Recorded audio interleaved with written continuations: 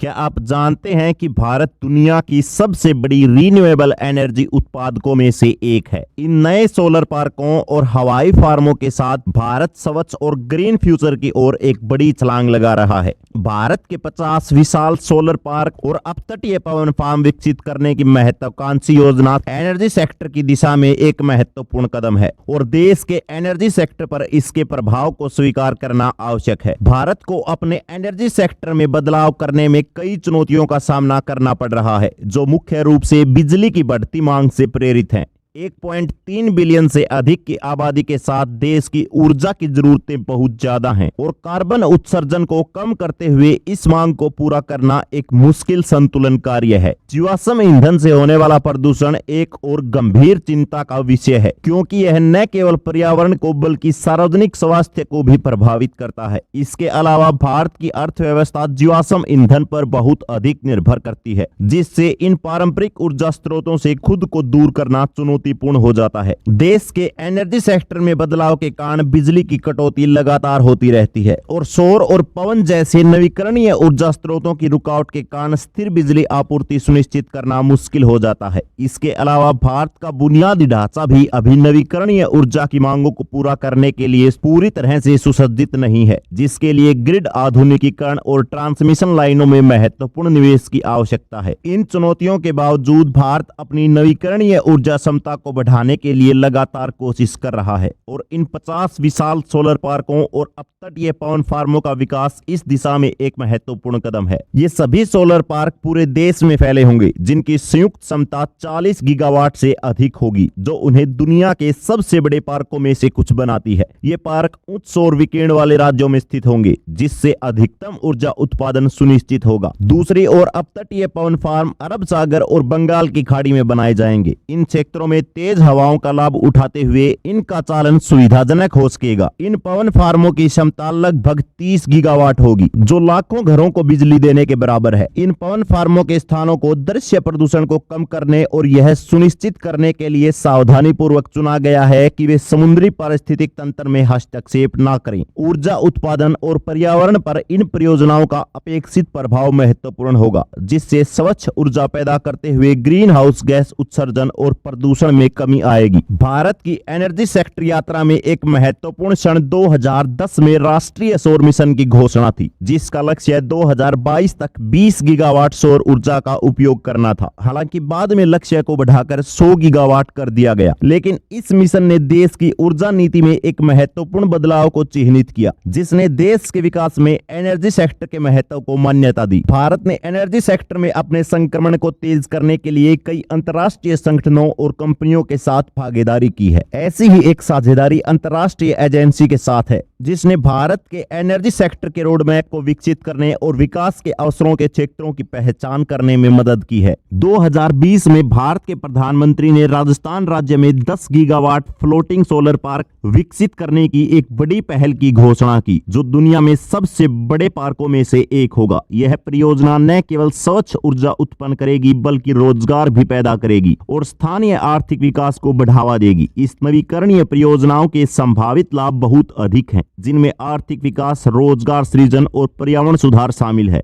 अपनी नवीकरणीय ऊर्जा क्षमता को बढ़ाकर भारत जीवाश्म ईंधन पर अपनी निर्भरता कम कर सकता है, प्रदूषण कम कर सकता है और जलवायु परिवर्तन के प्रभावों को भी कुछ हद तक कम कर सकता है। इन 50 बड़े विशाल सोलर पार्क और अपतटीय पवन फार्म विकसित करने की भारत की महत्वाकांक्षी योजना एक स्थायी ऊर्जा भविष्य की दिशा में एक महत्वपूर्ण कदम है। तो दोस्तों, भारत की एनर्जी सेक्टर की इस नई पहल पर अपने विचार नीचे कमेंट बॉक्स में देना न भूलें। जय हिंद, जय भारत, धन्यवाद।